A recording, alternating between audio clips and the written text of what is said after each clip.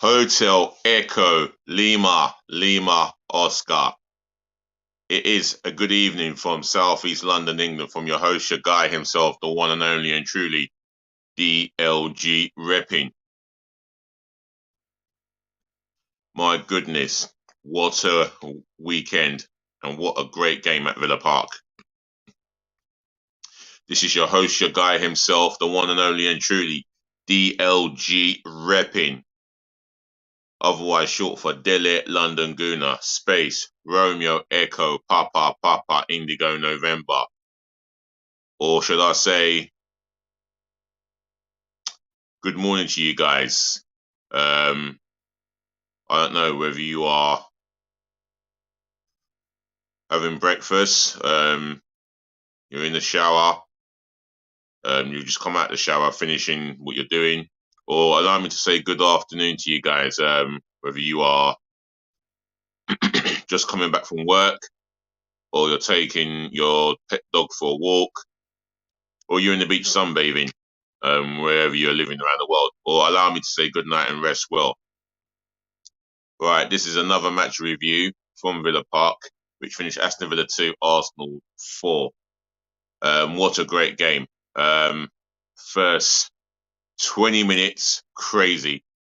First 5 minutes, we got on the ball, but we gave it away. I think it's Shinchenko that gave the ball away. Matt Cash receives it, plays a long diagonal cross-field pass to Ollie Watkins. Saliba, he's got to do a little bit better. He's got to do a little bit better. He's got to force the guy wide. You know, he showed him goal side, but he was not tight enough. And he's taken a shot on his, he's on the left-hand side, taking the shot on his weaker side, Ollie Watkins, and what a great strike. And Ramsdale couldn't, dive quick enough to get it. But I don't fault Ramsdale for the goal. I thought a bit of Saliba and Shinchenko. However, our equaliser came through Bukayo Saka, and that's not just Saka, but Arsenal being persistent. They knew how huge this game was and how important it was.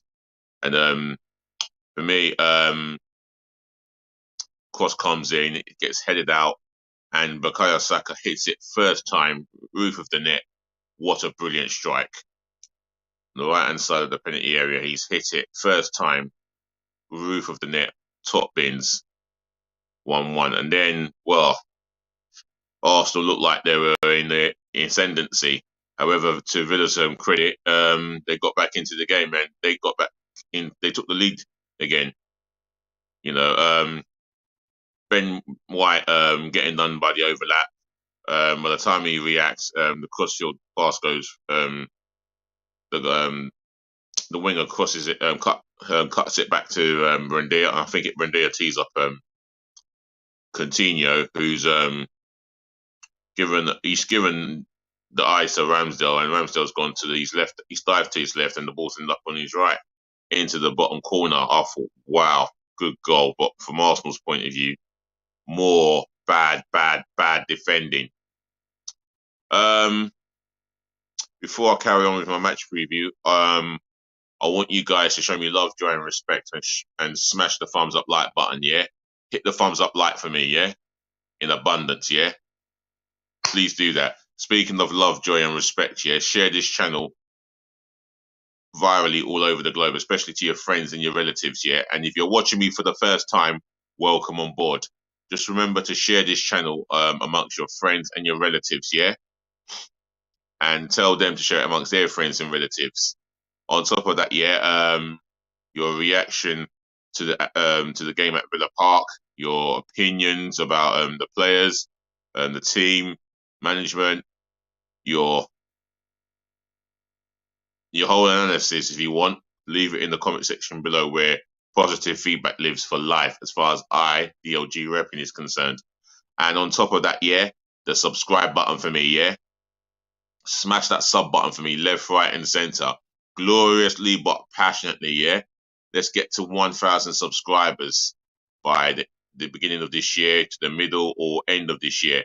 Smash the subscribe button for me, yeah. And remember, if you do sub, I'll shout you out as always, yeah. So get subbing and let the love, joy, and respect flow. Other than that, yeah, back into the back back into the game. We trailed 2-1 down at half time, and it wasn't the ideal way to prepare. But in the first half, yeah, we weren't on it. We weren't on it at all. We conceded two defensive goals, which two good goals. But for me, these are goals that could have been avoided yet again. In the second half, we came back into it. We pressed for the equaliser, and then eventually, midway through the second half, we get the equaliser.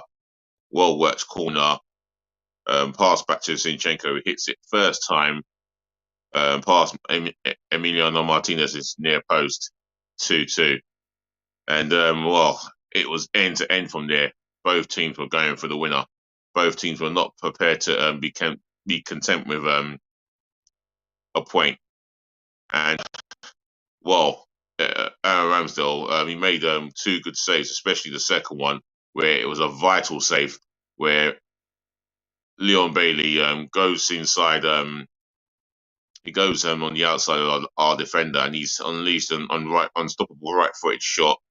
Ramsdale gets strong fingertips onto the bar, and we rode our luck there. Then the moment came where Jorginho, power driver, first time hit, cut back from Martinelli to Jorginho. He hits it first time off the bar, bounces off Martinez's head into the back of the net. That's enough. That's more than enough to send the Arsenal fans into wild jubilations. And then moments later, Emiliano Martinez has come up for a corner. It gets cleared. Arsenal hit them on the counter attack. No goalkeeper. Fabio Vieira, he strides with the ball in control, puts Martinelli through, and Martinelli celebrating, arms up here. He's celebrating before he's even tapped it into an empty net, and he makes sure the job is done, and wild celebrations again. But other than that, we've had to work hard to get that win and show a lot of fight and character within ourselves. Right. Now it's time for the player ratings, as well as the management, the ref, and the fans. So starting off in goal, Aaron Ramsdale. Now, he could not be at fault. He was not at fault for the two goals. They just come down to the defence in front of him. But what I can say is he played his part in the victory. He made two good saves. Well, especially the second one. That was so hugely vital. And that was just before stoppage time, or just bang on stoppage time. He made that save from Leon Bailey. Other than that, well, his distribution with the ball is always superb with the ball at his feet. I'm going to give him a 7 out of 10. Benjamin White, I have to say, not the best of starts for him. In the first 20 minutes, he did struggle and got done on the overlap for the second goal. But other than that, if you look at the second half, he grew into the game, giving Bukayo Saka an option. He literally tried to even in the first half, during the first half, despite the fact that he got done on the overlap, he did do his best to support Saka and give him an overlap and leave Saka one-on-one with his opponents to give him the opportunity to beat his opponent. Defensively, he was more up to the job in terms of his defensive responsibilities, as well as his offensive responsibilities. And I feel that it was a decent game enough for him. I'll give him a 6.5. William Saliba, for me, it wasn't a bad game, but he definitely never had a great game. Um, he found himself really under the cosh at times, especially in the first half. I think there was no Arsenal defender that did well. They struggled. Our back four did struggle. That's the entire back four. And William Saliba for the first goal, he should have got a lot tighter with Ollie Watkins, and he is quick enough, but he's not showing that speed. I don't know why he slowed down a bit because he has got immense speed for a centre half. Other than that, he has struggled for form since after the World Cup. But in this game, I didn't think he did too badly. I'm going to give him a 6. Gabriel dos Santos Magalhães. Yeah, he struggled in the first half as well. Maybe he could have got tight enough, close enough to Coutinho, but then again, maybe Jorginho could have got tight enough as well. I feel that he was, yeah, he was good with the ball at his feet. Didn't waste too many. Didn't shy away from playing a forward pass, which he does. Didn't hesitate as well with the ball at his feet, which he has done in certain recent games. But other than that, he made a crucial tackle to stop Liam Bailey in the second half. And on top of that, yeah, shout out to one viewer there. Yeah, on top of that, he could have had himself a goal, which he got underneath the set piece, in swinging set piece from Martin Odegaard. But other than that, I feel that he deserves a 6.5, 7. I'm going to give him a 7. On the other left back, Zinchenko, again, he gave the ball away for the first goal, struggled to make an impact in the game. And that's due to the fact that every time we had the ball in the defensive areas, he was always inside in the midfield area, as if he's playing in Granit Xhaka's role. And despite the fact that he scored a good goal, he was found wanting a bit. I'm going to give Zinchenko a 5.5. I wasn't really impressed with his all-round gameplay. Right, the midfield area, Jorginho, my man of the match for me. My man of the match, he was effectively superb with the ball at his feet. Displayed the ball left or right. He kept things tidy. Won his interceptions in the midfield area. And for me, very calm as well with the ball at his feet. And that strike, I'll tell you what, if that had gone straight in instead of hitting Martinez in the head, that would have been a very good goal. That would have been hands down the best goal of the game. Otherwise, yeah, he kept it. He kept the team together. Yeah, he kept everyone in check, and you can see that he's a leading influence in the team and in the dressing room. You can tell straight away his experience is told in this game. And I'll tell you what, he had the bottle to hit a long range shot from that distance and ricochet off Martinez's head.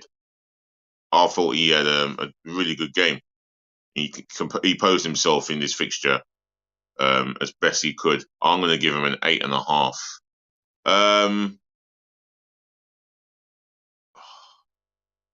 Martin Odegaard, well, again, he struggled in the midfield area. You know, he pressed as best he could, but for me, he always looked like he was struggling in that first half. Nothing much for him because he did not get the ball to impose himself on the game. And every pass that maybe for any pass that he did play, it was ineffective. In the second half, he has a golden opportunity, 2 minutes from 90 minutes, and he's missed a sitter where Eddie Nketiah has worked hard to dispossess Konsa, and he lays it off the cutback to Martin Odegaard's strong foot, and he's missed the target. He's got to be putting that away. That ball's got to hit the target.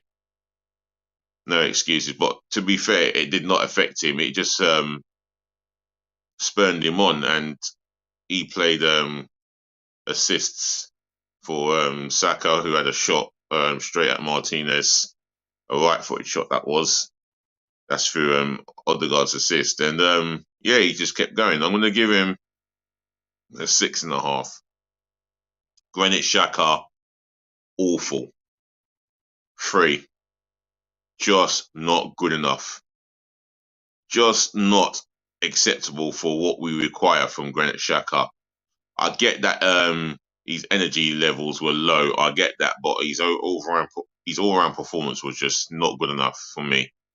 I'm going to give him a 3, and he deserved to be substituted. The front line, Bukayo Saka, 9. I'm going to give him my man of the match. I've given Jorginho an 8.5, but I'm going to give Saka a 9. I thought he was brilliant. All game, he was getting kicked heavily. Even the last 20 minutes, he looked injured, and he looked like he was going to struggle. He looked like he was going to struggle to really shake off the injury he received. But when he got the ball, you know, you could see that Benjamin White was overlapping him. You know, you could see that he was influencing the team, and it's like he was dragging the team all the way through that fixture for me, and that's a tribute to him. For me, he is becoming a world-class superstar, a world-class star boy. Bukayo Saka, I'm going to give him a 9. On the other wing, Trossard. Now, there was good ball work from him, you know, taking on Matty Cash on the wing, and linking up with whether Odegaard, linking up with Zinchenko, whether it was linking up with Jorginho, or even Xhaka for that matter. He imposed himself as best he can. He looked like he wanted to do something. So for his efforts, Trossard, I'm going to give him a 7. Eddie Nketiah, he's his work rate was not too bad, but his finishing in front of goal just woeful. He's had how many opportunities in the last 2 games? 5, 6 opportunities. He's not taken the chances. In the second half, he done well to dispossess Ezri Konsa, but you know, it's a shame Martin Odegaard did not finish the dinner presented to him. But Eddie Nketiah had opportunities of his own, and he squandered them. I mean, his first touch with the ball, whether it involved him holding it up or finding an Arsenal teammate, he looked like he really struggled in that game, and I thought he should have been taken off yesterday. Poor from Eddie Nketiah, 3.5, and he's lucky he's getting 3.5 for me. The substitutions. Oh, this is going to be tough. Kieran Tierney didn't have enough time to impose himself in the game in that second half. He came on just to help shore things up at the back. Takehiro Tomiyasu, he won a couple of headers. Tierney, I'm going to give him a standard 5. Takehiro Tomiyasu, he won a couple of headers, bombed on forward as quick as he could. So I'm going to give him a 6.5 for his efforts. Fabio Vieira, he came on. He had enough time to pose himself in the game. He had to work hard as he got onto the pitch. But I'll tell you what, the ball to Martinelli, sublime. I'm going to give him a 7. Mr. Holding, again, he was brought on to shore up the back line, and for me, he didn't get enough time to really impose himself on the game, so I'm going to give him a standard 5. Mikel Arteta, first half, you could see the team that he picked. I think the players have let him down. But what I can say is he stuck to the same system. He went well. His first change was to take off Trossard, and he went light for light where I felt that it was harsh on Trossard because I felt like Trossard looked like he was really trying to impose himself in the game, and he tried. I don't know why he took off Trossard, and when he should have taken off Martinelli, Eddie Nketiah, put Martinelli in the middle, and have Trossard on the wing. But he never went with that. I guess that he made the substitutions right at the end, especially when we were 3-2 up at one stage before we got the fourth goal. Again, his tactical play in the first half was very questionable, but overall he got the job done, and I'm going to give him an 8. The referee, I felt he should have blown the whistle when necessary, and he should have booked Martinez earlier before the game reached the business end of the contest, of the fixture, knowing that Martinez was constantly and deliberately wasting time whenever Villa had a goal kick. Douglas Luiz should have been booked for a bad tackle, and there was another bad tackle on Saka. This left back called Moreno, he made a really bad tackle on Saka, left a mark on him, must have left a real mark on him. I would have felt that the referee deserves a 3, no more than a 3. The Arsenal fans, terrific, got behind the team as I always say. Every week I say the same thing about the Arsenal fans. You know, they've come together in unity, and they've adhered to Arteta's advice. And what Arteta has said during the time that he's been at Arsenal, he wants to reconnect the fans to the club, and you can see the fans are connected back to the club. You know, you cannot accuse the club supporters of disconnecting themselves away from the club, the board, or the players. It's there. You can see the players and the fans are reconnected, and the vocal support from the fans, absolutely brilliant. I'm going to give them a 10 out of 10. So all the ratings are done.